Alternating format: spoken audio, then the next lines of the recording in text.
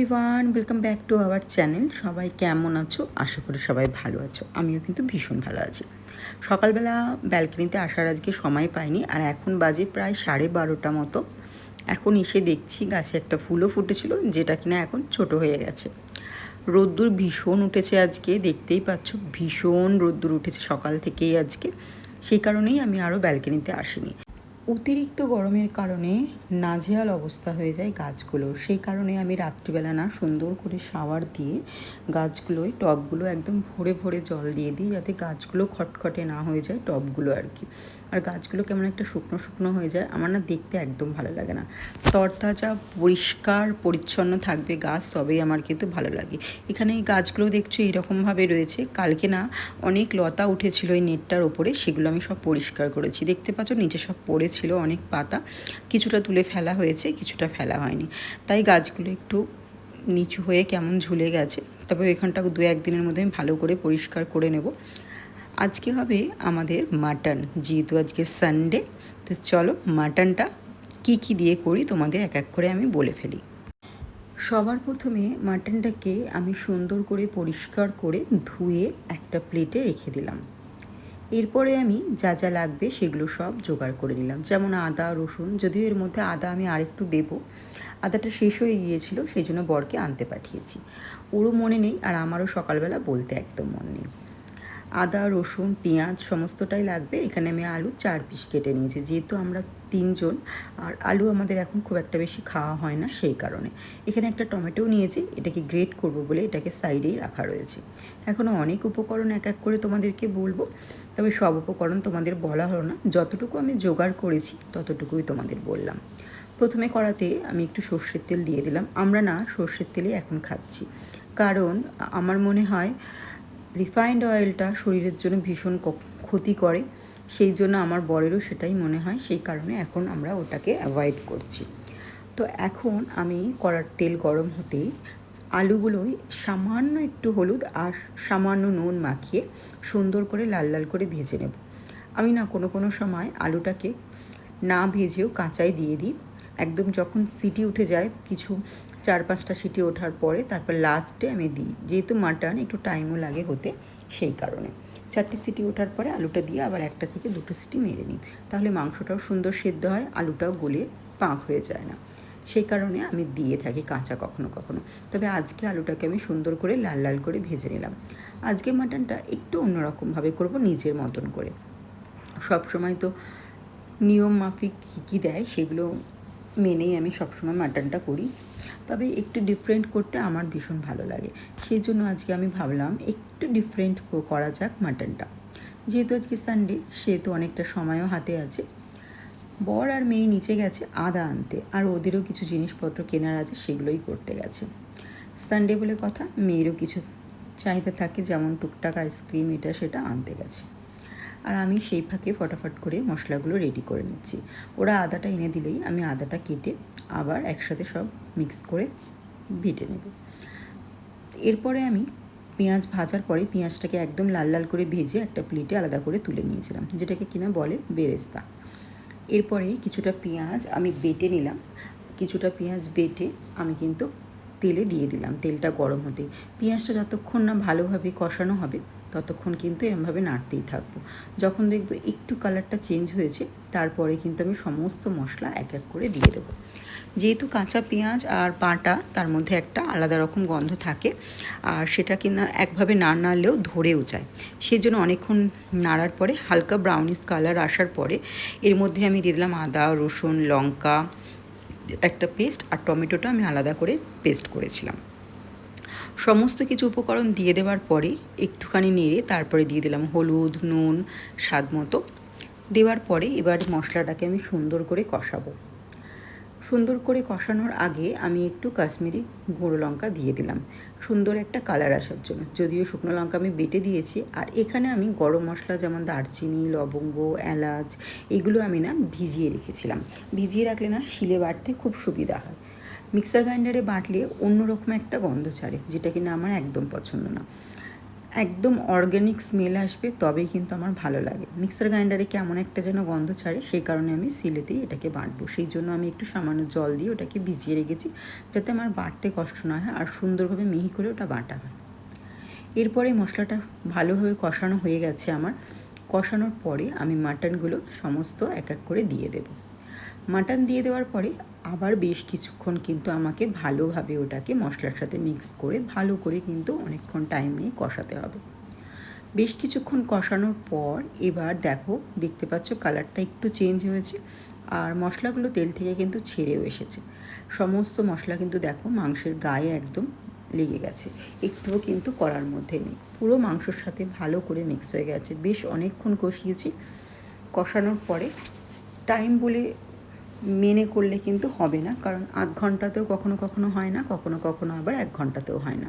সে কারণে আমি ওটাকে আমার পছন্দ মতো অনেকক্ষণ সময় নিয়েই কষালাম।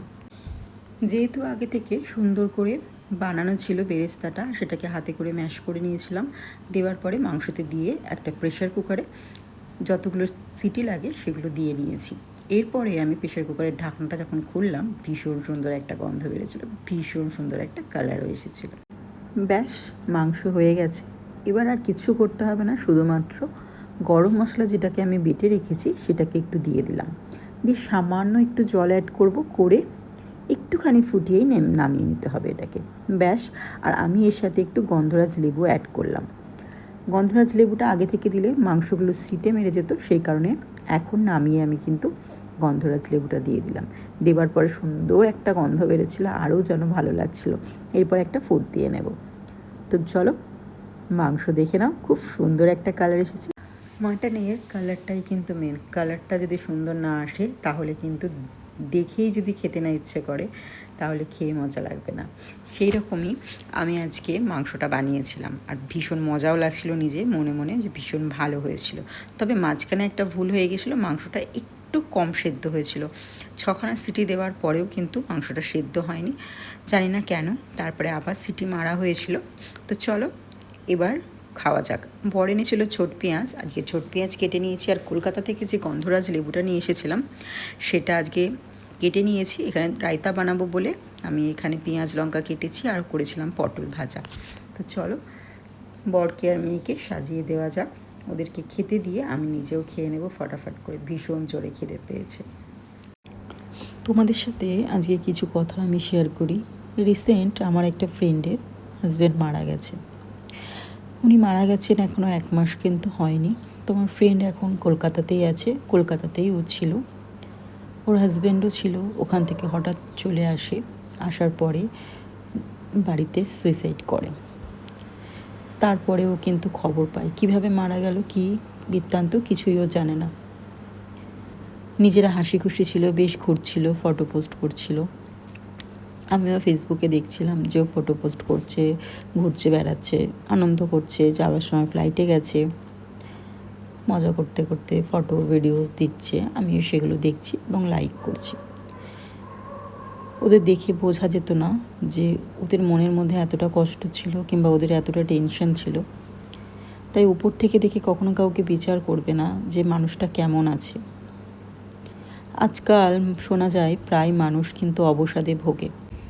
আমার বাবা যখন মারা গিয়েছিলেন প্রায় 16 বছর আগে, ওনারও কিন্তু চারিদিকে ধার দেনা হয়ে উনি কিন্তু মারা গিয়েছিলেন। তাই এই ধার দেনাটাকে আমি ভীষণভাবে ভয় পাই। আর এই ফ্রেন্ডের হাজব্যান্ডের কথা শুনেও আমার কিন্তু সেই একই জিনিসটা আমি শুনলাম আর একই জিনিসটা শিখলাম।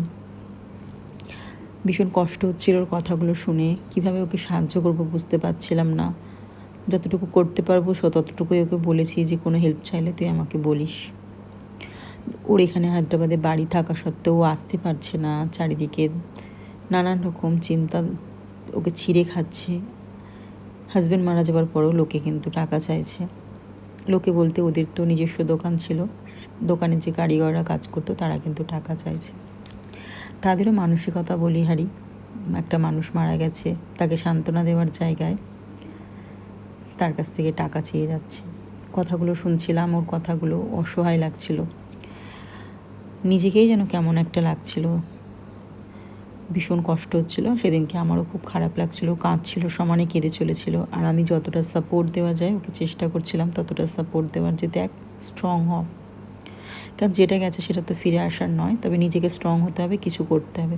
ও সাধারণত ঘরোয়া একটা মেয়ে, তবে ওকে দেখলে তোমরা বুঝতে পারবে না, একদম ঘরে থাকি, কোথাও যেত না, সেরকম কিছু বেরোতো না, অতটা সেরকম কিছুই বোঝে না ও, এক কথায় বলা যায় অতটা এক্সপার্ট নয়।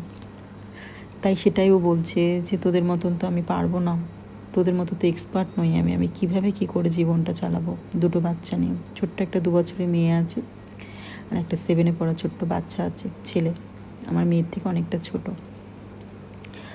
আমার ফেসবুকে হয়তো বাচ্চা ছেলেটার ফটো তোমরা অনেক বছর আগে দেখেছিলে, প্রায় 8 বছর 7 বছর আগে, তখন আমরা একসঙ্গে থাকতাম।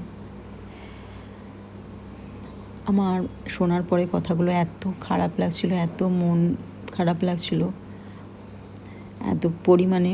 বলছে জানিস আমার মাথায় 50,000 টাকার লোন, বলছে যদি লোনটা না মেটাতে পারি তাহলে তো বাড়িটাও চলে যাবে। হায়দ্রাবাদের বুকে বিশাল বড় একটা অ্যামাউন্ট দিয়ে ওরা বাড়িটা কিনেছিল, লাখের গল্প না, কোটির গল্প যেটা। তাই একটা কথাই শিখলাম যে জীবনে কোনো কিছু বেশি চাওয়ার প্রয়োজন নেই, যতটুকু আছে ততটুকু নিয়ে ভালো থাকবো এবার থেকে।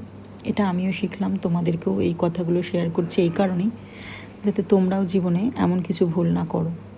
সবথেকে বড় কথা ঋণ, এই ঋণ জিনিসটা এতটা খারাপ না, এখনকার দিনে মানুষ লাইফস্টাইল মেনটেন করতে গিয়ে এত পরিমাণে লোন নেয়, এত পরিমাণে চারিদিকে ধারে জর্জরিত হয়ে থাকে, লাস্ট পর্যন্ত তারা কিন্তু ডিপ্রেশনে ভোগে, তাদের সুখ শান্তি সমস্ত কিছু চলে যায়।